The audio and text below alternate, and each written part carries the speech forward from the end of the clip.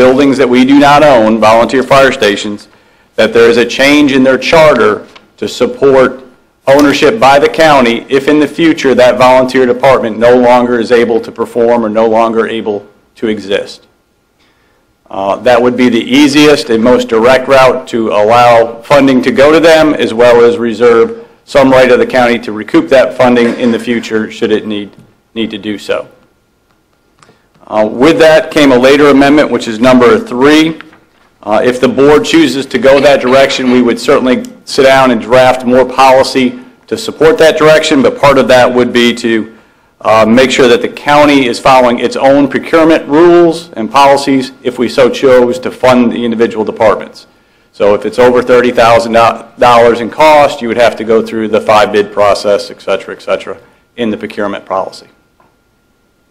So the question before you today is this something the board wants to move forward with as a policy to begin funding those stations? And if so, the question becomes, is that palatable to the board to change the charter? And then secondly, the cost. Where would those funds be derived? Chief, if you don't mind, I'd like to start with the cost first, just to make sure I understand all the parameters. You're saying it's $150,000 for the Ladysmith Volunteer Fire Department, and you're also saying it's $150,000 for Bowling Green Fire Department. Those are the numbers they gave me, correct? 150 each. Okay. And in your proposal, the county would pay half of that at the most, because each department would pay their half. That's what's being proposed, correct. Okay. And the two agencies, or the two departments in this case, agreed to your proposal, or they haven't seen it yet? Or well, they've seen my comments, and Ladysmith has agreed to that. Okay. I don't know if they've agreed to the dollar amount, but they have agreed to look at changing their charter down the road to allow the county to have ownership if it does fund those projects. I don't know if they've agreed to the 50% mark or 60-40. I don't know where their funding is today. Bowling Green, again, don't know if they've agreed to it as a department. In concept, they were okay with it, but they have some significant hurdles because the town owns the property. The Bowling Green Volunteer does not. They own the building. So that would be a hurdle for us to overcome if they wanted to seek that. So two different scenarios. Okay. Well, I'm kind of familiar with that one. My wife's from Baltimore, where they owned the house but didn't own the land. So I understand a little bit of that. It's always hard to pick up a house and move it, or pick up a building and move it. So we have to have an extra step of going through the town of Bowling Green to make sure. And they're not the only department in that predicament. Yeah. I would imagine Port Royal's probably in the same. Port Royal and Sparta. Who owns Sparta's? Oh. The people next door own the Sparta. Okay. Right. And if they no longer use it as a fire station, it goes back to them. That's correct. And we already paid to repair them a couple of times. Yes, sir. Okay, discussion here. How does the board wish to handle this proposed policy? Mr. Black, you had your hand up first.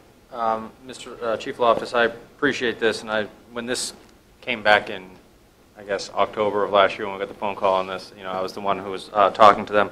My only concern, I agree with you on number one.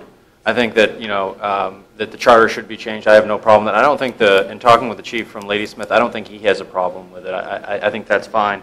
And then right here, and I also agree with you number three. If county money is being put in place, that the procurement policy over $30,000 must follow the county procurement policy. I think those are great. The concern I have is the most important thing here is service. The most important thing here is if someone's house is on fire, no matter where it is, it's served by, I'm just using company 2 here, Ladysmith, that it's the upstairs in Ladysmith that's the issue. I mean, with the volunteers not being able to, it was condemned. My concern with number 2 at 50%, if we're talking $150,000 and the volunteer fire department doesn't have those funds, I'm concerned that the bottom line is we need this fixed because we need service. I mean, Lake Caroline needs service. Anyone who's served by company number 2 needs service. So to say, well, we're not going to fix station number 2 because it has to be 50%, I'm not sure that Ladysmith Volunteer Fire Department has $75,000 to go in half with the county. And I understand there needs to be some skin. I understand there needs to be some sort of, they need to have something in the game as well. I'm not saying that this is a freebie for them. But what I'm saying is if you've got a $150,000 expense to fix that, I'm not sure that some of the departments could afford 50-50. What if tomorrow in Bowling Green or Sparta it was $300,000 or wherever it was $500,000? I'm not sure that you could incur, the volunteers could incur a cost like that. So, I mean, that's... Mr. Black, question? Yes. Mr. Colley? I think if we start moving toward, we've got to get out of the mode of waiting for something to be condemned or for the, concrete to fall all the way apart. I think we've got to get that more into the capital and actually start funding things that are in the capital budget so that those costs can be captured. And then I think that this 50-50 for these two projects that we've recommended are because, we're going to have to find the money to be able to do it as well. But I think on more long term, we need to be recognizing and working with the departments on what their needs are and getting them into a capital budget of a certain amount of money going to these repairs so that we're not caught having to constantly take us out of the fund balance, or we're going to... And I don't disagree with you long term. I mean, I 100% agree with you on the long term, but that doesn't, we have two issues. I'm trying to figure out the two issues in front of us right now, and I'm just thinking as far as Company 2 is concerned. I'm not sure that Company 2 has the money in the account to fund the 50-50, is what I'm saying. And the bottom line is the service to the citizens of the western part of Caroline. So if... The only thing I would add to that is the 50-50 is not as critical as setting up the policy, getting the charter changed so that we have ownership if they do fail to exist, and then bidding, designing, and being partner with design and the bid process to actually determine what the number is, because 150 may not be, it may be much less than that.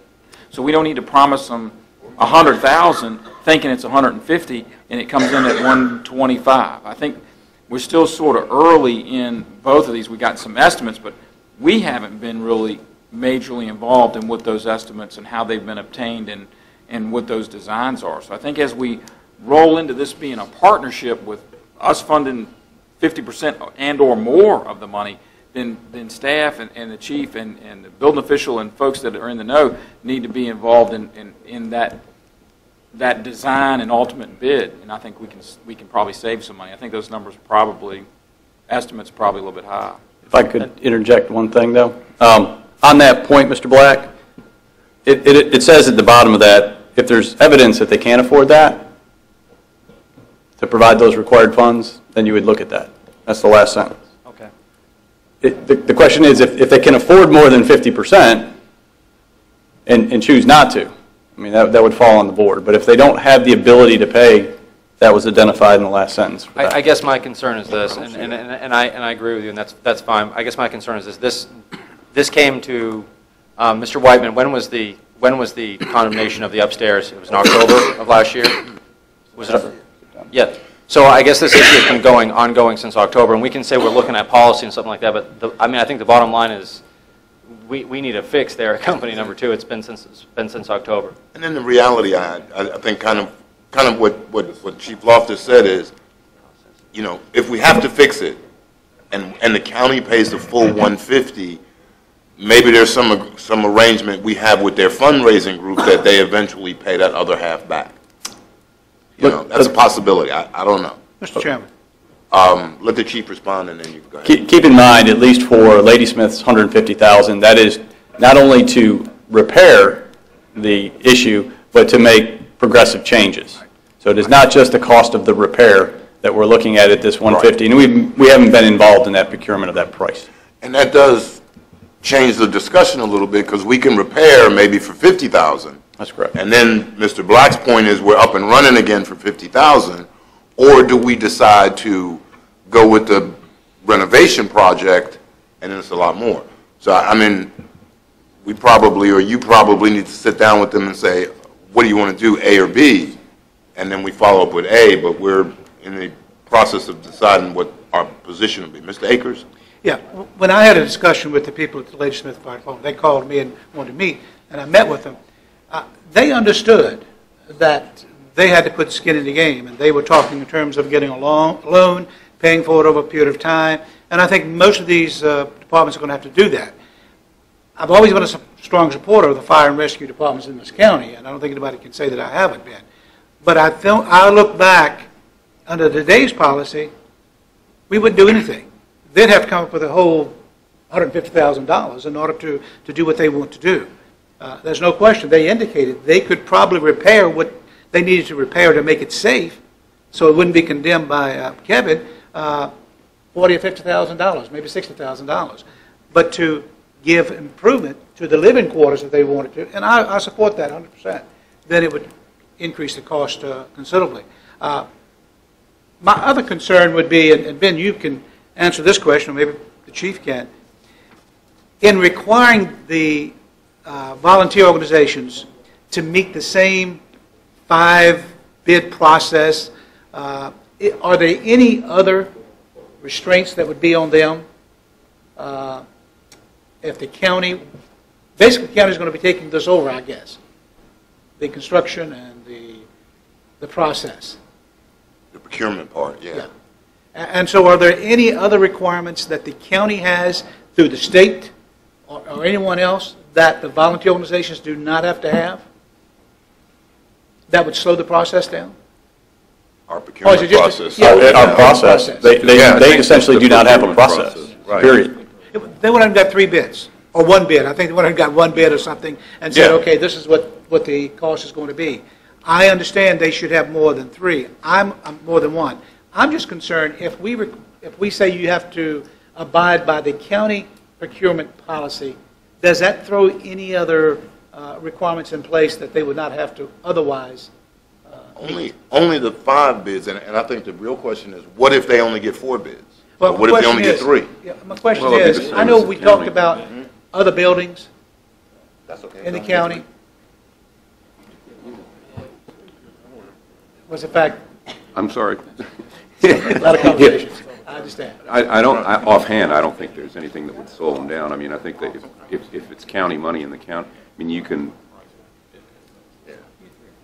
I mean, you could give them a grant and give them the money and let them do with it what they will, but it seems to make a lot of sense to, since it's county money, to go through the bid process. But I don't think it would slow them down. Okay. I just don't agree. I mean, you can do a bid pretty quickly. And Mr. Culley just explained something to me as we were discussing it. If our policy says 5, if they put out a bid and they only get 3 bids back, that's okay. But it's basically public bidding is the difference. I can't say if I'm at Ladysmith, I can't say, well, I'm going to go to Jeff. He's my buddy. He does great work. I'm going to give the project to Jeff. And I don't think, Ladysmith doesn't want that. The fact is, they have one of their people nobody's saying they want that. Hey, we'll give you a cost as to what it would cost to have this work done. Yeah. I'm sure that they had planned to go and get bids on the work that needs to be done.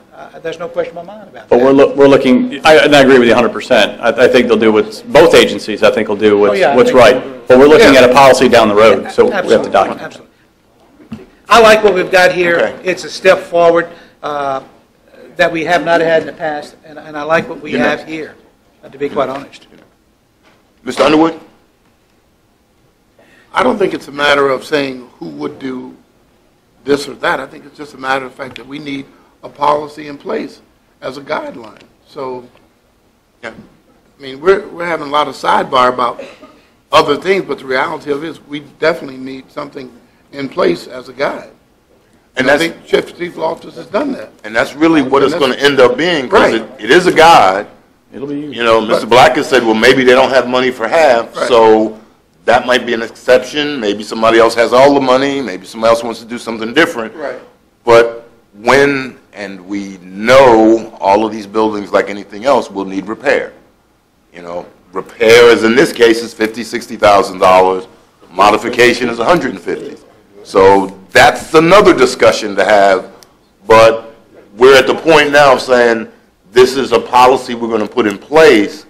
We asked Chief to to follow up with those departments and say, this is going to be our policy, what can you do to help?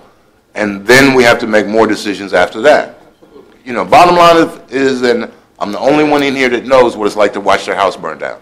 So if my house is on fire, I want somebody to come, and that's the point. We can say service. The reality is, when you stand there and watch your house burn down, it's not fun. So let's try to fix that first. This is the first step to make sure they understand what to do next. Well, many years ago, more than several years ago, many years ago, we developed a policy about, have you seen that policy? I've heard about it from Mr. Fincham. But you haven't seen it? I haven't seen it, and I don't think anyone's been able to find it, Mike. Have you? Yeah. Well, don't let this one get lost in the process, All right. please. I'm all about putting it online. I'll put it on the website. 15 years ago about paying for construction and taking over the buildings and things such as that. All right, so where we are is we have discussed this. Does the board wish to move ahead with this becoming our policy?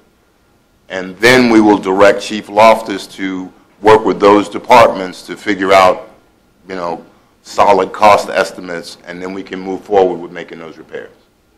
Mr. Chairman, I would make a motion that we move forward with the proposed policy on county contributions to building improvements at the volunteer fire and rescue departments. Second. Motion made by Mr. Akers, seconded by Mr. Black. Any more discussion? All those in favor say aye. Aye. Those opposed, nay. Motion carries unanimously. One question. Yes, sir. Moving forward with this within the current fiscal year, or looking to put it on the capital for next year? Trying to get it done as quickly as possible, or putting it on capital plan? You got 20 days to do it in this fiscal year, and by the time you put anything out to bid or get costs, it's going to be next fiscal year. Okay, but within next fiscal year, even though the capital's already been approved, so we'll try to fund it out of the unregulated fund balance. Well, that's the only, that's the only place we're going to find money is the fund balance. Okay, I didn't know if you wanted to put it on 2016 capital. I don't think anybody wants to wait that long. Very good. All right. Okay, we're trying to do as much as we can, as quick as we can, as painlessly as we can. And rest assured, both repairs, even the modifications to Ladysmith, are essential as we go look down the road. So there is no frivolous repairs or upgrades in those cases. So, and then, Chief, you'll start doing, I guess, the next step in this is you'll start doing a survey of all the buildings. Let me get through this part first and get those guys done, and then we'll look at the other buildings. But I can tell you this, there are already capital items in the capital improvement project, Bowling Green's parking lot being one of them. So, but I mean, we are doing very well with fiscal management, and part of the fiscal management is having things in our capital improvement plan so we can actually plan on doing those and having funding behind that plan. So whatever you can get us now, because emergencies pop up and nobody likes emergencies. understood. Thank you, sir. All right. All righty, we are going to take a break until 7:30, and then we will start at 7:30 with public comments and then our public hearings. So the board will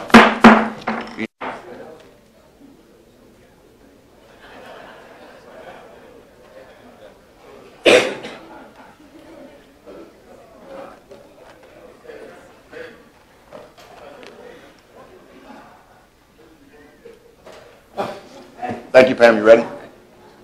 All right. We will reconvene at 7:30. All right. At this point in time, we will open up our board meeting for public comments. As is our policy, you may speak on any matter other than public hearings. If you'd like to speak on a public hearing, we will ask you to wait for that time. So at this point in time, anyone who would like to speak, please come forward. State your name and your voting district, and you'll have 3 minutes. Mrs. Snead. Thank you, gentlemen. My name is Ellen Snead, and I'm from the northern part of Caroline County. Thankful for being here. I came because you gentlemen, I was before you maybe 6 weeks ago for the privatization of Burma Road. My point is this, and I know you hear a lot of things, a lot of people coming and asking you for things, and you have to consider the pros and cons.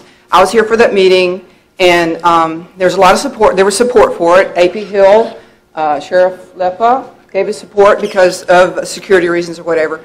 But sometimes when that happens, and I know you as a board have seen this before, you give permission for something, and then all of a sudden, the person you gave permission to kind of runs with it. And I wanted to let you know, as a neighbor, that's what's happened. I'm very concerned because if you drive down to Burma Road today, you will find a no outlet. Why is there no outlet? There's no cul-de-sac. That's what you said when I was before you said, we'll give you this privatization of your road, Mr. Shelton, who owns Moss Neck Manor, by the way, if you get the same turnaround, common sense. You can have your security, Mr. Lipa, AP Hill, if you're still here. Those things make sense, but then what happens?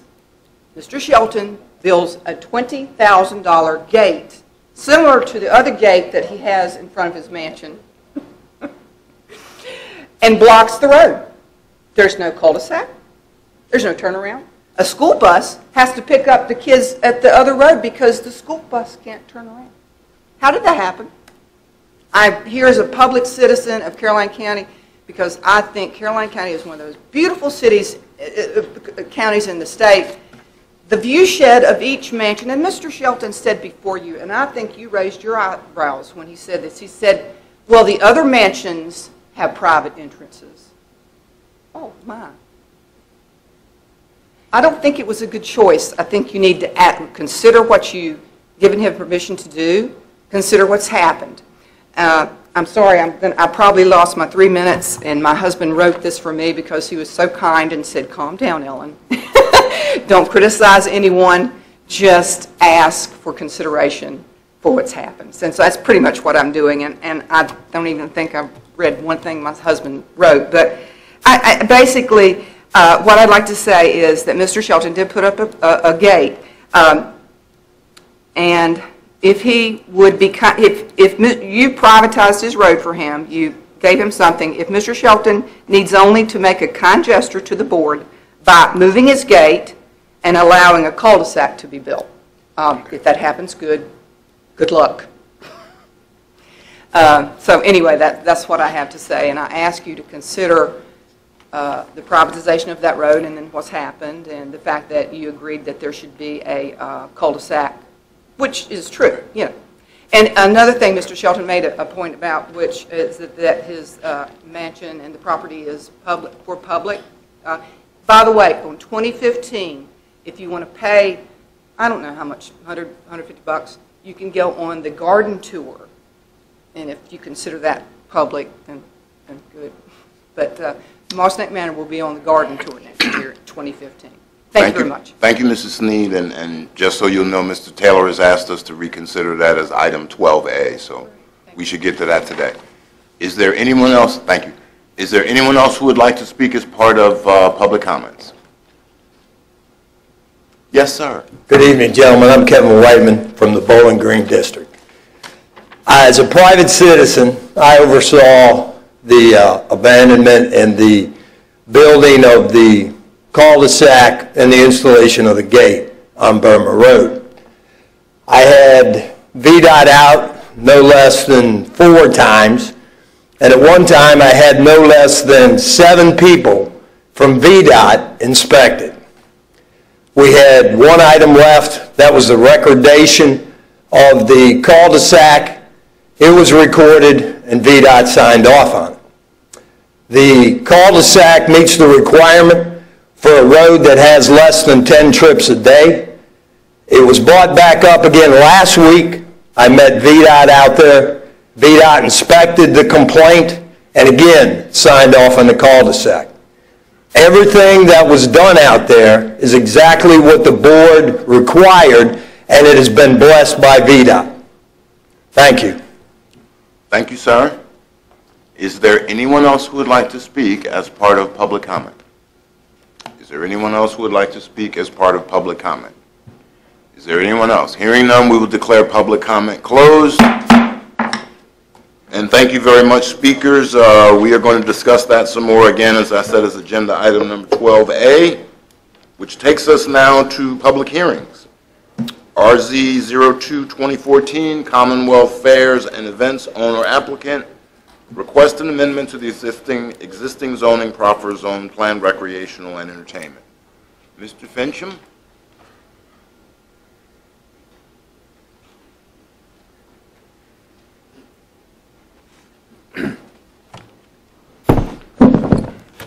Mr. Chairman, members of the board, your first public hearing tonight is RZ02-2014 Commonwealth Fairs and Events. They're requesting amendment to the previously approved proffers on the property that's subject or that is zoned planned recreation and entertainment, which is now known as Meadow Event Park, home of the State Fair of Virginia.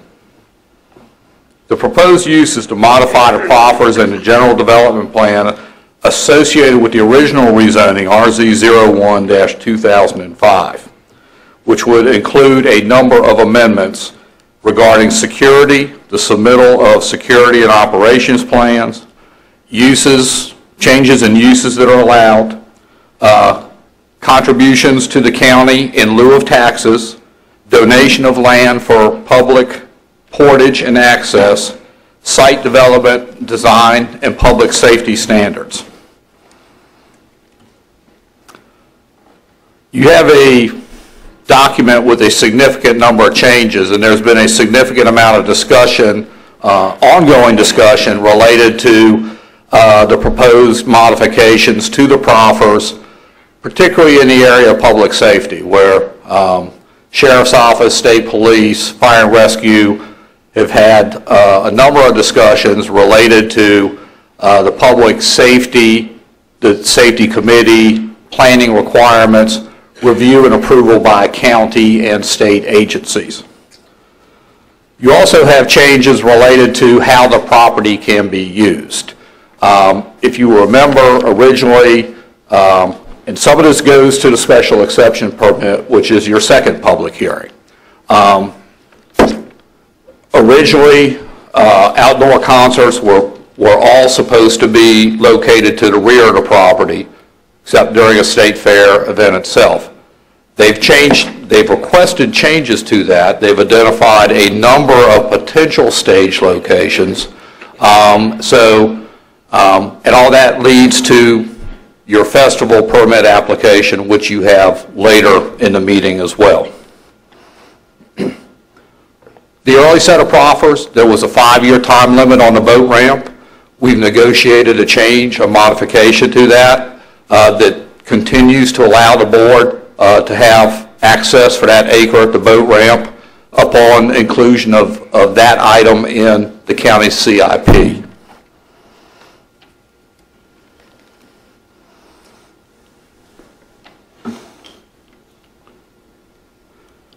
A lot of the changes also relate to what I would say are procedural or name changes.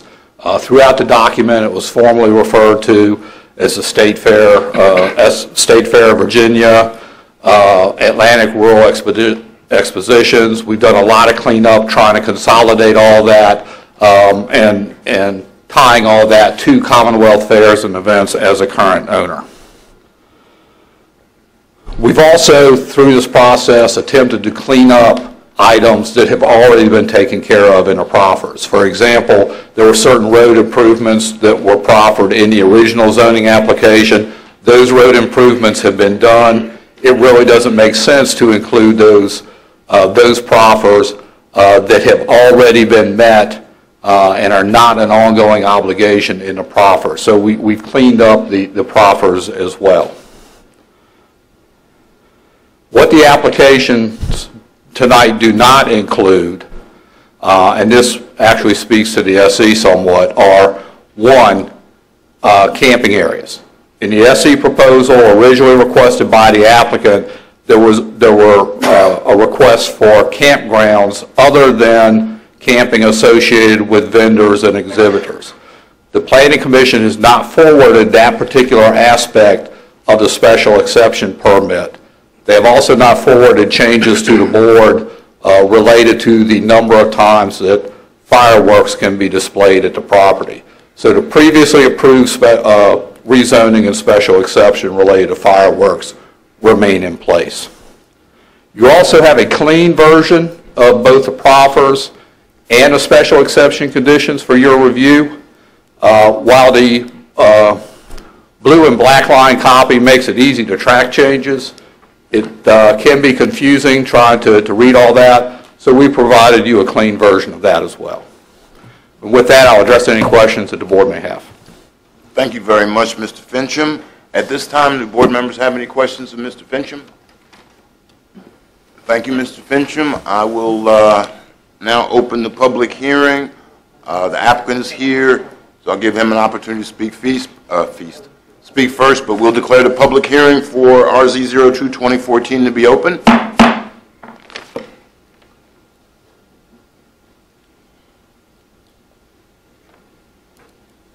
Good evening, Mr. Chairman and board members. Mr. Fincham did a very nice job of summarizing our request tonight, so I don't need to go over that, I don't think. But I would like to make a couple comments, and staff has instructed me to state a script, so I apologize for that. Mr. Dillon, if I could throw you off script first, could you just for the record state your name, and we know you live at the fair now? Of course. I'm Jeff Dillon, and I serve as Executive Director for the Meadow Event Park.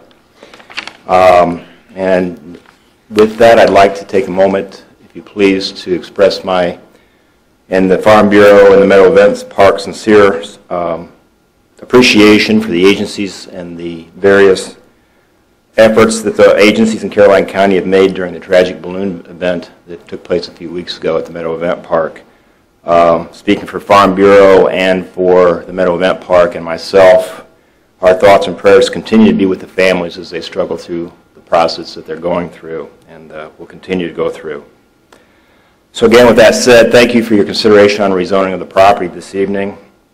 As I said, Mr. Fincham presented a very good summary of the application to modify the existing proffers at the Meadow Event Park.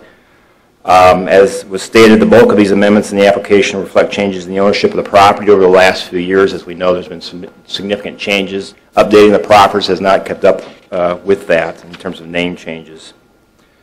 Another main modification, the amendments clarified the events which we, as owners of the property, will produce. So as you know, the proffers continue to include the State Fair of Virginia, but we also hope that these changes will allow us to produce more family-friendly events as we go forward in the future. And that the business of operating the Meadow Event Park as we move forward in the future will continue to become more and more sustainable as we move forward so that we don't revisit some of the events of the past years where some struggles were made. Events, as you know, that are upcoming beyond the Balloon Fest are the Country Fest, the Illuminate Light Show, and other events which are on the drawing boards we may be considering in the future, but just right now, just contemplated. All said, we contemplate that we provide about $300,000 a year in annual revenue to the county as a result of our operations through taxes, utilities, sales and use taxes, business license fees, and other collections. So with these other events that we contemplate and approvals of these proffers and upcoming, hopefully, changes in the special exceptions, we continue to think that those tax revenues will continue to increase. Also, as Mr. Fincham stated, public safety is a top priority for the events which take place at the Meadow Event Park, whether it's by us or an outside promoter. So with these proffers, we are pleased to announce, and I think as was alluded to, inform you that we have a growing and very strong relationship with the agencies within Caroline County, including Fire, Rescue, and Safety and the Sheriff's Department. And we think that this is taken to the extent that even with the Caroline County Sheriff's Department, at our own expense, we are now able to, with these proper changes, include them in providing security for the Meadow Event Park. Whereas we really couldn't do that in the past under the existing proffers. We've made changes, and we hope that those will be approved so we can do that in the future. So in conjunction with the Virginia State Police, the Caroline County Sheriff's Department will also be providing security as a result of these proffer changes. As I mentioned, we're working closely with Chief Loftus and his staff, along with the Meadow Event Park Safety Committee, to create a planning guide for all events and ensure attendance or safety for the attendees at the Meadow Event Park. This process has been in place, but I think with these changes in proffers, we'll expedite that process even further and make it a more seamless process for us. So those are my brief comments. I do thank you for consideration of these changes, and if you have any questions, I'd be certainly glad to take them. Thank you, Mr. Dillon. We're going to go with the public hearing, and if you stand by close. We'll come back with some questions. Thank you, sir. Is there anyone else who would like to speak regarding this matter? And as you come forward, please just state your name for the record and your voting district. Karen Lambert, Reedy Church voting district. Ms. Lambert? As far as the name changes, the cleaning up, I don't have a problem with that. But there are a few of us that live near there that when those proffers were made, they were made so that we could enjoy the rural preservation and our way of life. And we have watched one by one these proffers removed or changed.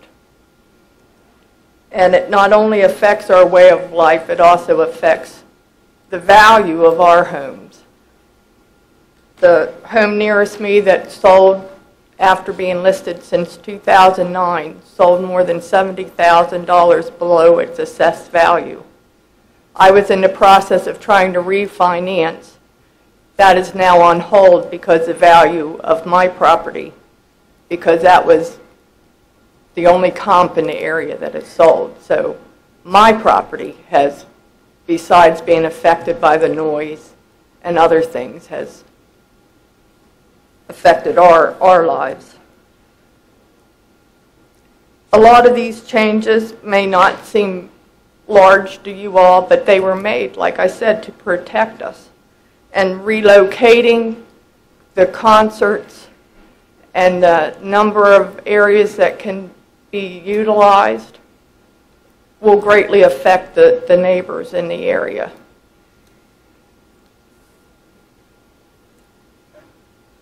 A lot of the changes they're asking for also are not anything that they have a definite plan for.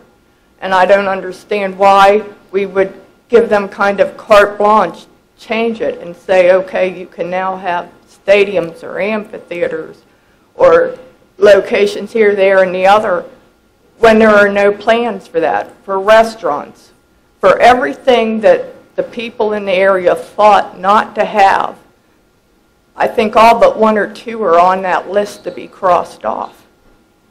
And I think you're asking our area to give up a lot when this has been less than 10 years that this has occurred. Only 5 fairs have happened. They've only owned the fair themselves for about a year. I don't understand why they would be asking for such a large change before they even have all their business plans in place. And I don't think you should jump the gun and give them carte blanche of major changes without a specific action being brought forth to you. Thank you. Thank you, Mrs. Lambert. Is there anyone else who would like to speak regarding this matter?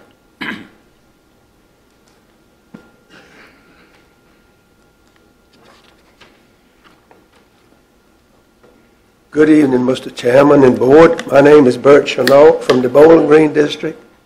I'm here to be, excuse me, in favor of these changes for the park. You know, we realize that it hurts some people, but look how many it helps. And I guess you have to look at that consideration, how many it helps versus how many it hurts. We all have problems. We've all had problems. I expect if we live long enough, we're going to have some more too, even y'all. So consider that. Thank you. Thank you, Mr. Chenault. Just so you know, I got them now. Is there anyone else who would like to speak regarding this matter?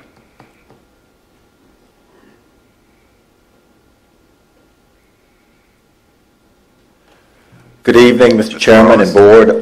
Linwood Broadus from the Bowling Green District. Yes, I do live on Mattaponi Trail, but I am from the Bowling Green District. I am president of Caroline County Farm Bureau. I have been working with the fair. Most importantly, I have volunteered at the fair the last year, and it was an awesome experience.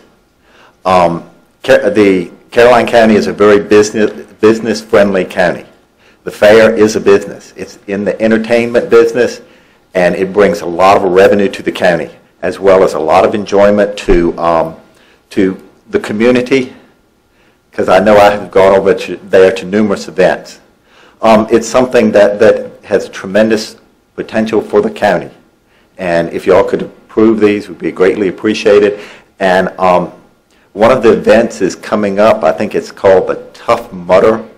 I'm sure if you ask Jeff Dillon real nicely, he could get y'all tickets for it. Thank you. Thank you, Mr. Broadus. Tickets is a lot better than participation.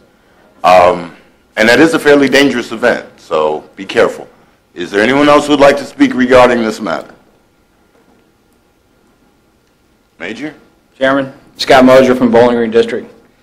I'd like to say that the public safety aspect of the State Fair has been a tremendous collaboration between the State Fair and the Sheriff's Office and the State Police, and it's been a great benefit not only to the State Fair area, which we all know is in Caroline County, but countywide for us to have a good understanding of what's going on at the State Fair and to participate in the security meetings.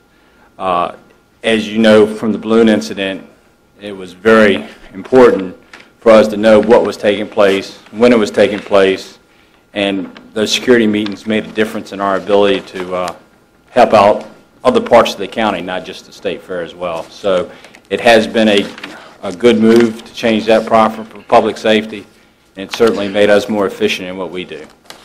Thank you. Thank you, Major. Is there anyone else who would like to speak regarding this matter? Is there anyone else who would like to speak regarding this matter? Is there anyone else who would like to speak regarding this matter?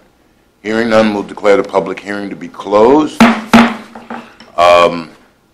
Mr. Fincham, if you come back first, and again, I think every opportunity we have, I would like to commend Major Mosier, Chief Loftus, and their staffs for all you've done down at the State Fair, especially for your great work during the events a few weeks ago.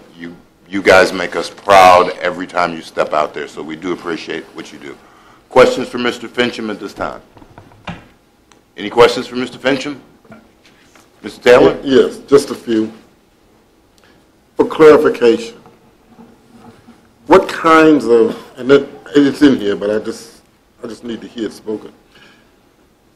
Talk about the kinds of entertainment and the difference in what they can do now and what they are asking to do. Mr. Chairman, Mr. Taylor? That's okay. Maybe one day. Mike?